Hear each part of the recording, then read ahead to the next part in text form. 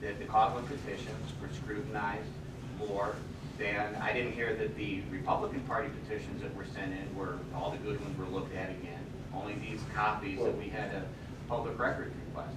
So Brian, I'm just trying to cut to the chase here. Me too. I'm not, I don't want to. The Republican Party petitions would have been reviewed by the Democrats. You wouldn't want to review it by the Republicans. No, the second check, they would get the Republican check. Yeah. Okay. So I think that occurred. I think. Well, what is the concern here? That we spent additional resources scrubbing the Coughlin petitions, or is it that we may have identified flawed petitions that would have otherwise gotten through? I don't think it's fair of this board to scrutinize some petitions and not others. I mean, it's the integrity of the board. We're partisan. We check petitions all the same. And when we're not checking them the same, then it's a problem. Yeah, I'm taking a different experience away from this. The experience I feel is if I'm being, and the staff's being intimidated to look at certain petitions less thoroughly than others. And, you know, we tried to come up with a process that could get us finished by today. I'm the one who recommended we bring in 10 part-timers each to 20. Knowing what I know now, I would have recommended more rather than less, so that we could be finished by today. But I still think the board can finish before the deadline on Thursday. And everything I did was to try and expedite the process. And that's why it makes no sense to look at flawed petitions once they're already in the flawed file. That was just a decision to expedite it. But nonetheless, I just am shocked and amazed at how much discussion is being given over the fact that petitions were thoroughly vetted. And it leads me to not a conclusion, but to a concern that perhaps it would have been preferred if staff hadn't thoroughly reviewed all petitions. And I find that troubling. And I also find troubling this idea that Republicans and Democrats, or Republicans aren't allowed to assign their staff, the staff they select, to do certain work. That is upside down on what this board has ever done. I come to a different conclusion. That's fine. No one said that we don't want, what we're saying is everything needs to be looked at the same. I think any reasonable person, whether you're in this business or not, you want everybody to be treated the same. These petitions were not treated the same. That's my belief. Well, I'm not sure I'm hearing that from you. They were treated the same, were they not? Well, they're saying, I think what I hear Tim and Mary Jean saying is that because not all of the 600 or 700 Republican petitions were gone through, including those that were pre-checked and those that were deemed bad after their first pass by the Democratic Party, because all of them weren't looked at a second time by the same party filers, that they were looked at differently.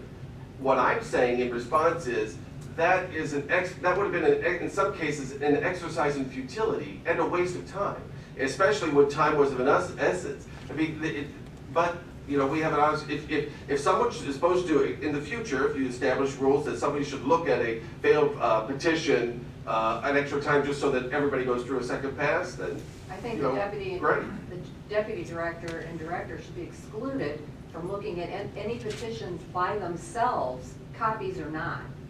I mean, why would you do that by yourself? I wouldn't even be around an original, let alone a copy. Well, I'm not afraid to do the work that the job requires, and I was coming in here on the weekend. I would have much rather been sledding with my kids on Saturday. We had staff to do the work, Brian, and not to look at the problem petitions and only go look at the ballots is a question of mine. Well, I think it's an efficient use of time. I think Brian laid it out. We had, I don't know the numbers, so I'll just ballpark it, 600 and some Republican Party, 100 and some or whatever of the Coughlin petitions. It was chosen to review, coincidentally, only the Coughlin good petitions were chosen to be reviewed again. None of the other Republican petitions were thrown into that stack. That doesn't have a reason for my eyes to be a little jaundiced. I don't know what does. I wouldn't have had a problem if there was just a sampling of all the petitions, but that wasn't the case. It was just these certain ones that were chosen. Just for the record, when we do a second check, in the rare occasions, we do it off a signature report. We do not sit that person back into the front of that computer and Sandy and Nancy petitions people will confirm this. We don't take petition to the computer. We take petition versus paper, and there's a question. We DR it to a computer and make a decision. What was the result of the second check? How many petitions that passed muster the first time were caught on the second pass? I mean, are we flailing away here to something that's? So there was a file of them, I don't know the numbers. I don't have exact number, but I can say at least 5. And if you're Five. worried about our work doing those, you should worry about our work doing yours. Maybe some of those should. I don't know. I'm not worried about anything, Dave. I'm just trying to find no, out, I'm just- find out what happened. I mean, this is an inconsequential task. There was a file of 50 or more problem petitions in a file. I have not seen them yet or looked at them. These 5 or 6 petitions that you're talking about, were they valid That's a low guess. concerns? They were. Or whatever the number. Well, that would be your decision. That's above my pay grade. They were something that, if this checker checks a petition for however many years she's been here, the same way, because the signature looks, I see this peak matches, that R matches. The same way she's done for years, she did this one. Now, all of a sudden, you're saying her work's not good enough. I think it's bad. Well, I don't know. I don't care for that. And I don't know that to be the fact, but they haven't looked at the other ones that they've done.